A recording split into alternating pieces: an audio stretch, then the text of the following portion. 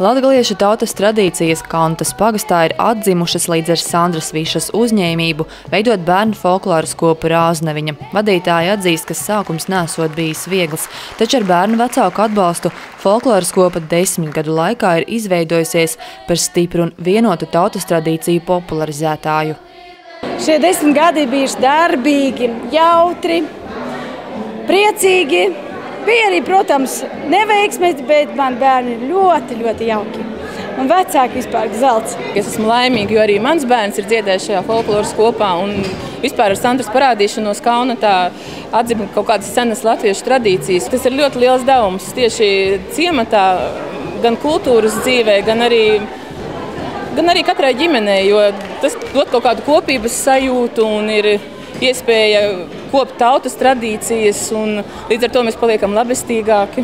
Tā kā folkloras kopas Rāzneviņa vadītāji strādā pagasta bērndārzā, latgaliešu tautas dziesmas un folkloras dejas tiek mācītas arī pašiem mazākajiem, kuri pēc tam ir nākamie folkloras kopas dalībnieki.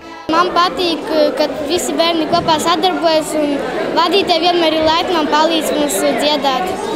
Tie jaunieši, kuri savulaik dziedājuši bērnu folkloras kopā, arī šobrīd nav aizmirsuši Sandras mācītās dziesmas. Kad es ienācu zālē, kad tikko sākās koncerts, bija tādi tie šermuļi pa visu miesu, jo vienkārši tu atceries tos gadus, kad tu esi, kā saka, pavadījis foršu laiku savu draugu lokā, un tas paliek uz visu mūžu.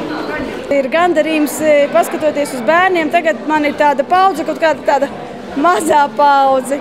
Un līdz ar to varbūt man ir grūtāk, bet es redzu, ka pēc gadiem 5 viņi būs atkal visi jaunieši un nāks atkal mazie, un tas laika ritenis griežas un griežas.